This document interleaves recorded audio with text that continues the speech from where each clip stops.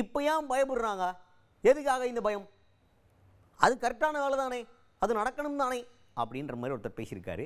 பேசினது யார்? முன்னாள் அமைச்சர் ஜெயக்குமார். அவர் இப்போ ஆர்ப்பாட்டம் பண்ணியிருக்கிறாங்க. எஸ்ஐஆர் வந்து வேண்டும் வேண்டும், எஸ்ஐஆர் தமிழ்நாட்டில் வேண்டும் அப்படின்னு சொல்லிட்டு அதிமுக தரப்பில் ஒரு ஆர்ப்பாட்டம். ஸோ அந்த ஆர்ப்பாட்டத்தை முடிச்சுட்டு செய்தியாளர்களை சந்தித்து பேசும்போது அவர் என்ன சொல்கிறார் அப்படின்னு பார்த்தீங்கன்னா, கண்டிப்பாக எஸ்ஐஆர்ன்றது வேணும். திமுக வந்து தேவையில்லாமல் இதை எதிர்த்துட்டு இருக்கிறாங்க, இதனால் நல்லது மட்டும்தான் நடக்கும்.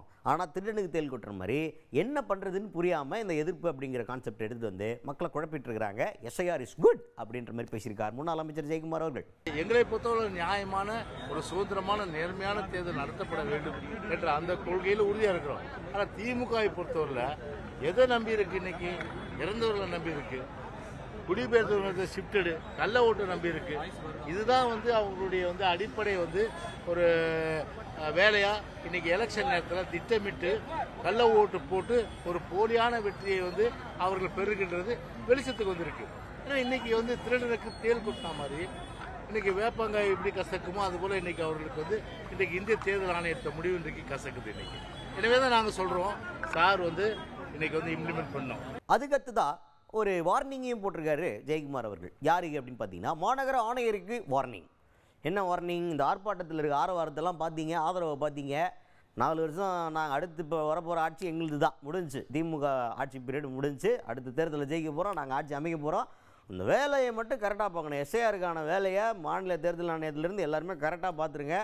மாநகர ஆணையர் வந்து இதை கரெக்டாக கண்காணித்து இந்த வேலையை நடத்தி கொடுக்கலன்னு வச்சுக்கோங்க, அப்புறம் அவருக்கு பெரிய பாடம் பார்த்துக்குங்க, பெரிய லெவலில் பிரச்சனை ஆகிப்போம் நாங்கள் ஆட்சி கொண்டோம்னா அப்படின்னு வார்னிங்கை போட்டிருக்காரு முன்னாள் அமைச்சர் ஜெயக்குமார் அவர்கள். ஜனநாயகத்தை சீர்குலைக்கின்ற செயலை எந்த காரணத்தை கொண்டு அனைத்து இந்திய அண்ணா திராவிட முன்னேற்ற கழகம் அனுமதிக்காது என்ற வகையில் தான் இன்றைக்கு ஒரு ஜனநாயக ரீதியான இந்த ஆர்ப்பாட்டம் இன்றைக்கு செய்திருக்கின்றது. இந்த ஆர்ப்பாட்டம் ஏன் குறிக்கிறீங்க? இந்த ஆர்ப்பாட்டத்தை பொறுத்தவரை எவ்வளவு எழுச்சி இருக்குன்னு பாத்தீங்களா? நீங்க அவ்வளவு எழுச்சி இருக்கு. இந்த ஆர்ப்பாட்டத்துக்கு பிறகு இன்னும் சில நாட்கள்ல இருக்கின்ற நாட்கள்ல ஒழுங்கா இந்த மாநகர ஆணையர் தேர்தல் ஆணையம் சொல்லுகின்றபடி அந்த அறிவுறுத்தலின்படி அவர்கள் கடமை செய்யணும். செய்ய தவறுனா அதற்குரிய விளைவுகளை இன்னும் கிட்டத்தட்ட ஒரு 4 மாசம் எலெக்ஷனுக்கு இருக்கு. அது மீண்டும் நாங்கள் தான் வருவோம். வந்தா அவருடைய பாடு பெரும்பாடாகிடும். அது மட்டும் வந்து அவர் தெரிஞ்சா நல்லது. அது மட்டும் இல்லாமல் நாங்கள் பாஜக கூட கூட்டணியில் இருக்கோங்கிற ஒரே காரணத்துக்காகலாம் எஸ்ஐஆர் ஆதரிக்கல.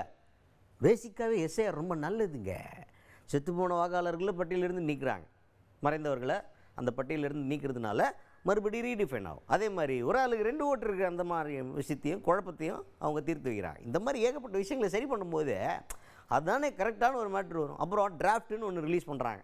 வர்ற 9ஆம் தேதி அந்த டிராஃப்ட்டை ரிலீஸ் பண்ணுவாங்க. அதில் உங்கள் பேர் விடுபட்டு போச்சுன்னா நீங்கள் மேல்முறையீடு கொடுக்கலாம். எப்போ என் பேர் இல்லை என் சேர்த்துக்க அப்படின்ற மாதிரி நீங்கள் மறுபடி ஆப்ளிகேஷனை முன்வைக்கலாம். அது மாதிரிலாம் இருக்கும்போது நீங்கள் எதுக்கு பயப்படணும்? எதுக்கும் குழப்பமே இல்லை, மக்கள் யாரும் குழம்ப தேவையில்லை அப்படின்னு தெளிவுபடுத்தியிருக்காரு முன்னாள் அமைச்சர் ஜெயக்குமார் அவர்கள். பாஜக ஆதரிப்பதனால் மட்டும் நாங்கள் ஆதரிக்கல. நாங்கள் எங்களை பொறுத்தவரை பார்த்தா ஒரு வெளிப்படைத்தன்மையோட ஒரு பட்டியல் இருக்கணும், வாக்காளர் பட்டியல். அதுக்கு வந்து இப்போ இந்த ஸ்பெஷல் இன்டென்ஸ் ரிவிஷன் வந்து உதவியாக இருக்கும். எனவே தான் நான் சொன்னோம். எதுக்காக சொன்னோம்? ஒவ்வொரு தொகுதியும் பார்த்தா 15,000 to 20,000 பேர் வந்து இறந்தவங்க, வீடு விலாசம் தெரியாதவங்க, 2 ஓட்டு வச்சிருக்கோம். இப்படிலாம் இருக்கும்போது அவங்களாம் அந்த தொகுதியில் ஓட்டில் இருக்கணுமா? எனவே தான் நாங்கள் அது இந்த இன்டென்ஸ் ரிவிஷன் பண்ணி டிராஃப்ட் ரிலீஸ் பண்ணுங்க.